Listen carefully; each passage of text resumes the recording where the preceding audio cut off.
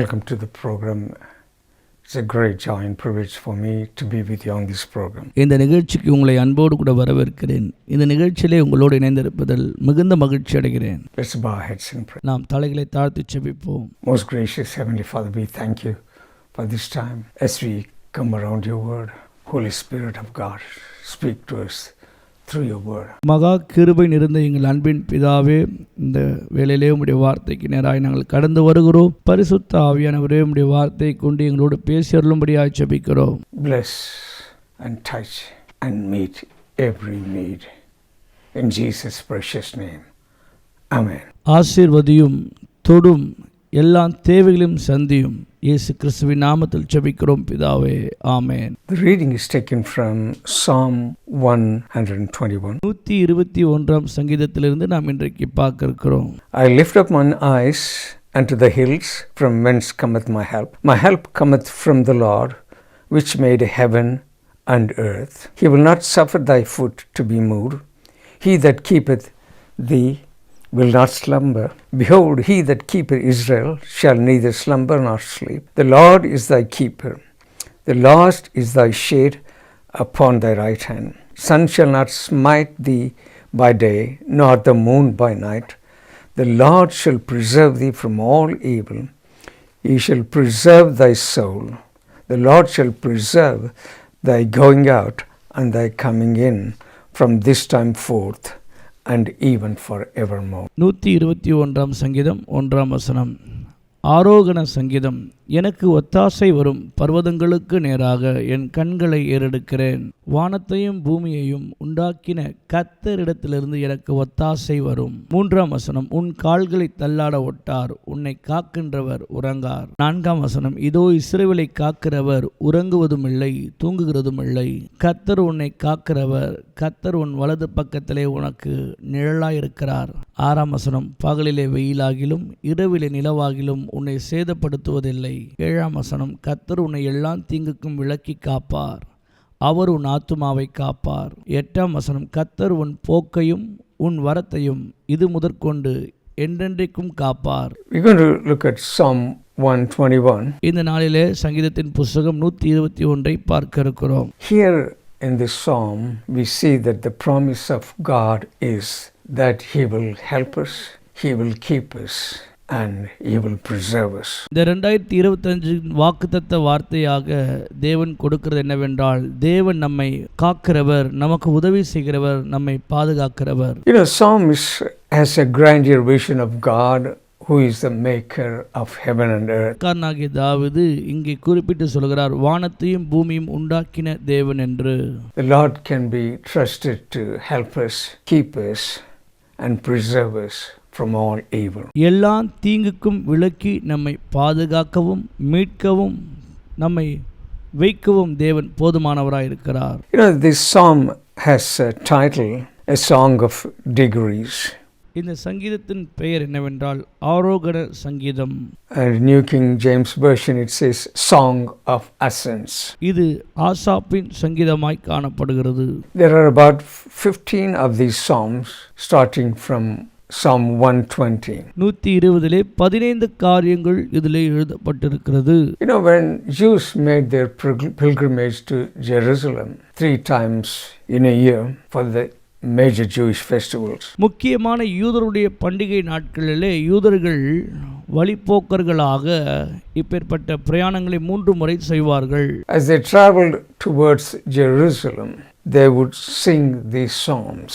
நாடோடிகளாய் நடந்து போகும் பொழுது இந்த பாடல்களை பாடுவது வழக்கமாகும். In a sense, we are also on an earthly pilgrimage to our heavenly Jerusalem. நாமும் கூட பரலோகத்திற்கு போகிறதான நாடோடிகளாய் காணப்படுகிறோம். You know, we entered the new year and we go through this year. நாம் இப்பொழுது புதிய ஆண்டுக்குள்ளாக கடந்து வந்திருக்கிறோம். We don't know what we have in the coming months and days.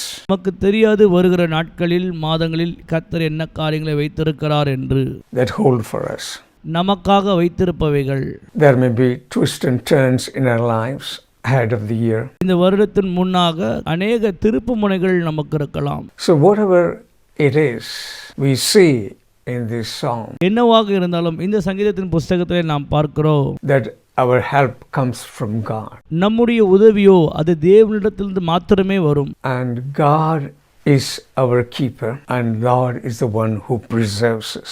தேவன் ஒருவரே நம்மை காக்கிறவரும் நம்மை பாதுகாக்கிறவருமாய் இருக்கிறார். When we look at the first two verses, முதல் 2 வசனங்களை நாம் பார்க்கும் பொழுது it's in the first person. I will lift up mine eyes unto the hills, from whence cometh my help. வசனம், எனக்கு ஒத்தாசை வரும் பர்வதங்களுக்கு நேராக என் கண்களை ஏறெடுக்கிறேன். My help cometh from the Lord which made heaven and the earth. வானத்தையும் பூமியையும் உண்டாக்கின கர்த்தர் இடத்திலிருந்து எனக்கு ஒத்தாசை வரும். You know, when we talk about mountains in the Bible, great things happened in the mountains. பர்வதங்களை குறித்து நாம் வேதாகமத்திலே பார்க்கும் பொழுது மாபெரும் காரியங்கள் பர்வதங்களில் தான் நடந்திருக்கிறது.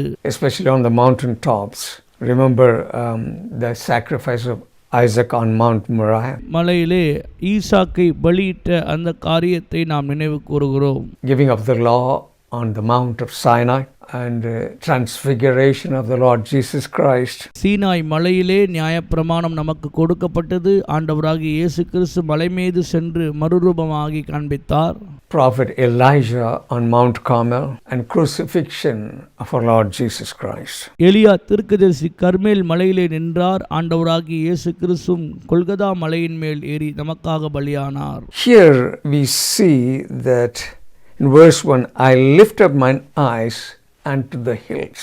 முதலாவது வசனத்தை நாம் பார்க்கிறோம், எனக்கு ஒத்தாசை வரும் பர்வதங்களுக்கு நேராக என் கண்களை ஏறெடுக்கிறேன். Psalm 125 and verse 2 it says, as the mountains surround Jerusalem, so the Lord surrounds his people from this time forth forevermore. 125 சங்கீதம் 2ஆம் வசனத்தில் சொல்லப்பட்டது போல, பர்வதங்கள் எருசலேமை சுற்றிலும் இருக்குது போல கர்த்தர் இது முதல் என்றென்றைக்கும் தம்முடைய ஜனத்தை சுற்றிலும் இருக்கிறார். Jerusalem was surrounded by Mount Moriah, Mount of Olives, Mount Zion and Mount Scopus. சீயோன் மலை, மோரியா மலை போன்ற மலைகளால் சூழப்பட்டிருக்கிறது எருசலேம். Our Lord Jesus Christ ascended to heaven from Mount of Olives, and his return to earth will take place at the same mountain. இயேசு கிறிஸ்து உயிர் தெழுந்து மீண்டுமாக பரம் ஏறின பொழுது அவர் நின்ற அந்த மலையின் பெயர் ஒலிவ மலையா இருக்கிறது. மீண்டும் அவர் அங்கே வரப்போகிறார். So here the psalmist says, I lift up my eyes to the hills, from whence cometh my help. ஆக இங்க சங்கீதக்காரர் சொல்கிறார், எனக்கு ஒத்தாசை வரும் பர்வதங்களுக்கு நேராக என் கண்களை ஏறெடுக்கிறேன் என்று. He is talking to himself and he says, my help comes from the Lord who made heaven and the earth. சங்கீதக்காரர் தனக்குத்தானே பேசி உற்சாகப்படுத்திக் கொள்கிறார், வானத்தையும் பூமியையும் உண்டாக்கின கர்த்தர் இடத்திலிருந்து எனக்கு ஒத்தாசை வரும் என்று. You know, God made heaven and the earth. நம்முடைய தேவன்தான் வானத்தையும் பூமியும் உண்டாக்கினவர். He made everything. மற்ற எல்லாவற்றையும் சிருஷ்டித்தவர் அவரே. If he made everything, அவர் எல்லாவற்றையும் உண்டாக்கினார் என்றால் he can help us. அவரால் நிச்சயம் நமக்கு உதவி செய்ய முடியும். He is the creator. When we are in trouble, we have to look to God. நம்முடைய வாழ்க்கையிலே பிரச்சனைகள் வரும்போது நாம் நிச்சயமாக தேவனை நோக்கி பார்க்க வேண்டும். பிரியமானவர்களே, Our help comes from God who made heaven and the earth. This is the promise of God. வாழ்க்கையில் பிரச்சனைகள் வரும்பொழுது வானத்தையும் பூமி உண்டாக்கின சர்வ வல்லமை தேவனை நாம் எதிர்பார்க்க வேண்டும். இதுதான் வாக்குத்தத்தம். He is the creator God. அவர் சிருஷ்டிப்பின் தேவன். He is the one who created the universe and sustains every atom of the universe. ஆண்டவர் தாமே சர்வ சிருஷ்டியும் உண்டாக்கி அதை தாங்குகிறவராய் காணப்படுகிறார். Verses 3 and 4 we see, he will not suffer a foot to be moved. He that keepeth thee will not slumber. சங்கீதம் 121 3ஆம் வசனம், உன் காலை தள்ளாட ஒட்டார், உன்னை காக்கிறவர் உறங்கார். Which means he will not allow our foot to slip. Which means he is our personal keeper. அப்படி என்றால் அவர் நம்முடைய காலை தள்ளாட ஒட்டார் என்று சொல்லும் பொழுது அவர் நம்மை தனிப்பட்ட விதத்திலே நம்மை பாதுகாக்கிற நல்ல பாதுகாவலாக இருக்கிறார். Here it says, he that keepeth Israel shall neither slumber nor sleep. இதோ இஸ்ரவேலை காக்கிறவர் உறங்குவதும் இல்லை தூங்குவதும் இல்லை. He is awake 24/7. What a promise we have here that He is a keeper. எவ்வளவு அருமையான வாக்குத்தத்தை தேவன் நமக்கு கொடுத்திருக்கிறார் பாருங்கள். அவர் நம்மை எப்போதும் காக்கிறவராய் இருக்கிறார். Of us 24/7. God is watching over you. 24 மணி நேரமும் வாரத்தின் 7 நாட்களும் அவர் நம்மை பார்த்து கொண்டே இருக்கிறார். So you don't have to have sleepless nights worrying about things. நீங்கள் கண்முழித்து கவலைப்பட்டு கொண்டிருக்க வேண்டிய அவசியம் இல்லை பிரியமானவர்களே. If God is going to be your keeper 24/7, we can relax. 24 மணி நேரமும் வாரத்தின் 7 நாட்களும் தேவன் நம்மை பாதுகாக்கிறார் என்றால் நாம் நிச்சயமாக இளைப்பாறலாம். That is the promise of God from this verse, from this psalm. இந்த சங்கீதத்திலிருந்து இந்த வார்த்தையிலிருந்து தேவன் நமக்கு கொடுக்கிறதான விலையேற பெற்ற ஒரு வாக்கு இதுதான். Say you have a lot of money with you, or in the bank there is a lot of money in the bank. உங்களுடைய பேங்க் அக்கவுண்டிலே அதிகப்படியான பணங்கள் உங்களுக்கு ஒரு வேளை இருக்கலாம். The owner of the bank has got people employed to look after the bank. அந்த பேங்கினுடைய முதலாளி அந்த பேங்கை பாதுகாக்க வழிநடத்த அநேக வேலையாட்களை அங்கே அமர்த்தி இருக்கிறார். The owner does not have to be awake. So when our Lord says that He is the keeper 24/7, He neither slumbers nor sleeps. God is watching over us. தேவன் நம்மை 24 மணி நேரமும் 7 நாட்களும் நம்மை கண்காணித்து கொண்டே இருக்கிறார். அவர் விழிப்பாய் இருக்கிறார். ஆக நாம் எந்த பயமும் இல்லாமல் வாழலாம் பிரியமானவர்களே. He is not only our help, He is our persistent keeper. உதவி செய்கிறவர் மாத்திரமல்ல, நம்மை எப்பொழுதும் காக்கிறவராய் இருக்கிறார். You know, a great king who won many battles. ராஜா அவர்கள் அநேக யுத்தத்திலே அவர் ஜெயம் கொண்டிருந்தார். When there was battle, he will travel with his army. யுத்தம் நடக்கும் போதெல்லாம் அவருடைய படையோடு கூட அவர் கடந்து செல்லுவார். And he will relax and sleep in the battlefield. யுத்தம் நடக்கிற அந்த களத்திலே அவர் நன்றாக படுத்து உறங்குவார். Someone asked him, ஒருவர் அவரிடத்திலே கேட்டாராம், how is that you are relaxed and you sleep in the battlefield? எப்படி உங்களால் யுத்த களத்திலே மிகவும் சுலபமாய் தூங்கி ஓய்வு எடுக்க முடிகிறது என்று. He said, I have a personal God, and when He is awake, there's no need for me to be awake. எனக்கென்று போர்ச்சேவர்களை நான் நிறுத்தி வைத்திருக்கிறேன். அவர்கள் முழித்திருக்கும் போது எனக்கு ஒரு கவலையும் இல்லை. நான் நன்றாக தூங்கி ஓய்வெடுக்கிறேன் என்றார். In the same way, Bible says, our God never sleeps. He is the keeper 24/7. அவ்வண்ணமே நம்முடைய தேவனும் தூங்குவதும் இல்லை, உறங்குவதும் இல்லை.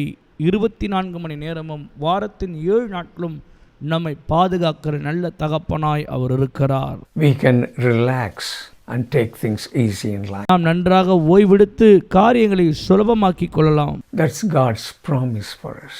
He is our keeper. இதுதான் தேவனுடைய வாக்குத்தத்தம் நமக்கு. அவர் நம்மை பாதுகாக்கிறவர். Verse 5, the Lord is thy shade upon thy right hand. 121:5 கர்த்தர் உன்னை காக்கிறவர், கர்த்தர் உன் வலது பக்கத்திலே உனக்கு நிழலாய் இருக்கிறவர். During Bible times, people traveled in the sun. They longed for a shade or a shadow. வேதாகம நாட்களிலே ஜனங்கள் பிரயாணம் செய்த பொழுது அந்த வெயிலின் மத்தியிலே நிழலை தேடி ஒதுங்க பார்ப்பார்கள். Here it says, the Lord is thy keeper and the Lord is thy shade upon the right. இங்கே வசனம் சொல்லுது, கர்த்தர் உன்னை காக்கிறவர், அவர் உன் வலது பக்கத்திலே உனக்கு நிழலாய் இருக்கிறார் என்று. What it's speaking is, if you want to get under the shade of something or some person, you have to be close with them. நீங்கள் ஏதாவது ஒரு இடத்திலே போய் நிழலுக்கு ஒதுங்க வேண்டும் என்றால் அந்த ஸ்தலத்திற்கு அருகாமையிலே நீங்கள் போக வேண்டியதாக இருக்கும். What it's saying is, God is present with us. It says, the Lord is thy shade upon thy right. தேவன் நம்மை பாதுகாக்கிறவராகவும் நமக்கு நிழலாய் நம் சார்பிலே அவர் நிற்கிறார். That means He is our true companion in our pilgrimage. இந்த நாடோடி பயணத்திலே அவர்தான் நமக்கு நல்ல தோழனாய் இருக்கிறார். பிரியமானவர்களே, We saw 3 things here. 3 காரியங்களை நாம் இங்கே பார்த்தோம். Verse 2, it says, He made heaven and the earth. இந்த வசனத்திலே நாம் பார்த்தோம், அவர் வானத்தையும் பூமியும் உண்டாக்கினவர். He is the God who created the world. He is the creator God. அவர்தான் இந்த முழு உலகத்தையும் உருவாக்கினவர். Verse 4, He who keeps Israel shall neither slumber nor sleep. 4ஆம் வசனத்திலே நாம் பார்த்தோம், இஸ்ரவேலை காக்கிறவர் உறங்குவதும் இல்லை தூங்குவதும் இல்லை. You know, He is the one who redeemed them. He brought Israel out of bondage from Egypt. அவர்தான் இஸ்ரவேல் ஜனங்களை எகிப்தின் அடிமைத்தனத்திலிருந்து மீட்டு வெளியே கொண்டு வந்தவர். In the same way, Lord Jesus Christ brought us out of bondage of sin. அவ்வண்ணமாகவே ஆண்டவராகிய இயேசு கிறிஸ்து நம்மை பாவத்தின் அடிமைத்தனத்திலிருந்து மீட்டெடுத்தார். So here we see God the Redeemer. நாம் பார்க்கிறோம், தேவன் நம்முடைய வாழ்க்கையிலே விடுவிக்கிறவராய் இருக்கிறார். In verse 5 we see the Lord is the shade upon thy right hand. கர்த்தர் நமக்கு நிழலாய் இருக்கிறவராய் காணப்படுகிறார். Which means, as we looked at, God comes to you and He is our companion. அடுத்ததாக தேவன் நம்மிடத்திலே வந்து நமக்கு ஒரு நல்ல தோழனாய் நம்மோடு கூட நிற்கிறார். We see Father God, the Creator God. We see God the Son, the Redeemer. God the Holy Spirit, our companion. தேவன் பிதாவாக இருக்கிறார், இரட்சகராக இருக்கிறார், மீட்பராக இருக்கிறார், நமக்கு அவர் தோழராகவும் இருக்கிறார். So in Psalm 121 we see the Holy Trinity of God, Father, Son and the Holy Spirit. 121ஆம் சங்கீதத்திலே நாம் தேவனுடைய திருத்துவத்தை பார்க்கிறோம், பிதா, குமாரன், பரிசுத்த ஆவியானவரை. Verse 6 it says, the sun shall not smite you by day, nor the moon by night. 6ஆம் வசனம், பகலிலே வெயிலாகிலும் இரவிலே நிலவாகிலும் உன்னை சேதப்படுத்துவது இல்லை. So what the scripture is saying, there is danger during daytime. You know, people who traveled in the hot and the heat of the sun, they would get sunstroke. பகல் வேளையிலே பிரயாணம் பண்ணுகிறவர்கள் பாதிப்புக்குள்ளாக போவது சாத்தியமான காரியம். ஏனென்றால் வெயிலின் உஷ்ணத்தின் நிமித்தமாக. In the same way, when it talks about nor the moon by night, what he's saying, there is also danger in the night time when the moon rules. அதே போல இரவு நேரங்களிலும் அநேக அபாயமான காரியங்கள் உண்டு எப்பொழுது நிலவு இருக்கும் பொழுது. As I said in the beginning, we said that the pilgrims on their journey to Jerusalem, they were singing these psalms. இஸ்ரவேல் ஜனங்கள் நாடோடிகளாய் கடந்து போகும் பொழுது இந்த சங்கீதத்தை அவர்கள் பாடிக்கொண்டே போவது வழக்கம். Pilgrims on their journey, they were in peril during the daytime as well as night time. பகலிலே பிரயாணிக்கிறது போலவே அவர்கள் இரவிலும் இதே போல பிரயாணம் பண்ணுவார்கள். You know, night and day speaks of a present situation. What it's saying here, God will take care of you night and day. That means He is your present keeper. இரவும் பகலும் என்று சொல்லப்பட்டிருக்கிறதை குறித்து நாம் பார்க்கும்பொழுது நிகழ்காலத்திலே தேவன் நமக்கு எப்பொழுதும் உதவியாய் நிற்கிறார் என்று குறிப்பிடப்படுகிறது. Verses 7 and 8. The Lord shall preserve thee from all evil. He shall preserve thy soul. The Lord shall preserve thy going out and thy coming in from this time forth and even forevermore. 7ஆம் வசனம், கர்த்தர் உன்னை எல்லா தீங்குக்கும் விலக்கி காப்பார், அவர் உன் ஆத்துமாவை காப்பார். 8ஆம் வசனம், கர்த்தர் உன் போக்கையும் உன் வரத்தையும் இதர் முதற்கொண்டு என்றென்றைக்கும் காப்பார். It says here, the Lord shall preserve you from all evil. தேவன் உன்னை எல்லா தீங்குக்கும் விலக்கி காப்பார். So we looked at that God, I lifted my eyes unto the hills, from whence cometh my help. சங்கீதக்காரர் சொல்கிறார், எனக்கு ஒத்தாசை வரும் பர்வதங்களுக்கு நேராக என் கண்களை ஏறெடுக்கிறேன் என்று. My help cometh from the Lord. That's what we looked at. Our help comes from Him. Then we looked at that the Lord is our keeper. எனக்கு தேவனிடத்திலிருந்து தான் ஒத்தாசை வரும் என்று பார்த்தோம். இரண்டாவதாக தேவன் நம்மை காக்கிறவர். The third point we see here, that He is the one who preserves us from all evil. மூன்றாவதாக அவர்தான் நம்மை எல்லா தீங்குக்கும் விலக்கி காக்கிறவர். And not only that, He shall preserve thy soul. That means He will preserve your life. அவர் உன் ஆத்துமாவை காப்பார். அப்படி என்றால் அவங்களுடைய முழு வாழ்க்கையும் காக்கிறவராய் இருக்கிறார். This doesn't mean cradle to the grave or womb to the tomb. இது ஏதோ தொட்டிலிருந்து கல்லறைக்கும் அல்லது கருவறையிலிருந்து கல்லறை என்று அல்ல. Here this means that God cares for you in total. இப்படி என்றால் ஆண்டவர் முழுமையாக உங்களை பாதுகாக்கிறவராய் காணப்படுகிறார். Because it says here, the Lord shall preserve thy going out and thy coming in from this time forth forevermore. கர்த்தர் உன் போக்கையும் உன் வரத்தையும் இது முதற்கொண்டு என்றென்றைக்கும் காப்பார் என்று சொல்லப்பட்டிருக்கிறது. So you are an eternal being. Lord takes care of you and preserves you. That's what we read in 1 Thessalonians chapter 5 and verse 23. தெசலோனிக்கர் 5:23 அதைத்தான் நாம் பார்க்கிறோம். அவர் உங்களை முழுமையாக பாதுகாத்து வழிநடத்துகிறவராய் இருக்கிறார். And the very God of peace sanctify you wholly. And I pray, God, your whole spirit and soul and body be preserved blameless unto the coming of our Lord Jesus Christ. சமாதானத்தின் தேவன் தாமே உங்களை முற்றிலும் பரிசுத்தமாக்குகிறவராக உங்கள் ஆவி, ஆத்துமா, சரீரம் முழுவதும் நம்முடைய கர்த்தராகிய இயேசு கிறிஸ்து வரும்பொழுது குற்றமற்றவர்களாய் இருக்கும்படி காக்கப்படுவதாக. So he not only helps us, அவர் நமக்கு ஏதோ உதவி செய்கிறவர் மாத்திரமல்ல, he not only keeps us. Here we see that he preserves us, body, soul and spirit, till the coming of the Lord Jesus Christ. அவர் நம்மை பாதுகாக்கிறார், வழி நடத்துகிறார். நம்முடைய ஆவி, ஆத்துமா, சரீரம் இதுவரைக்கும் என்றால் கிறிஸ்துவின் வருகை மட்டும். So our help comes from the Lord.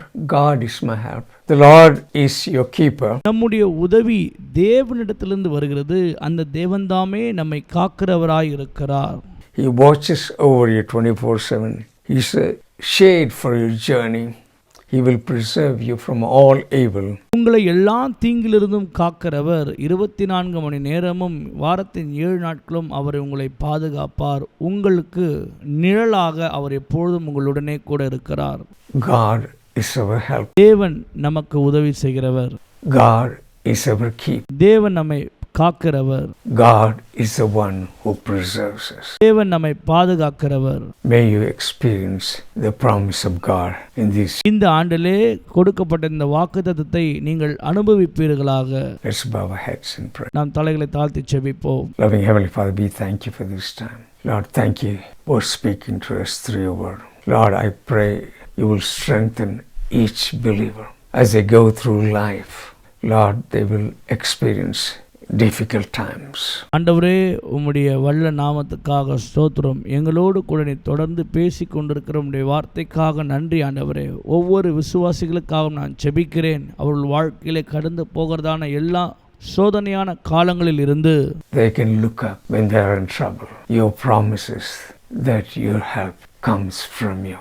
When we are in trouble, we can look up to you. You are the one who keeps us from every evil. You meet our every need.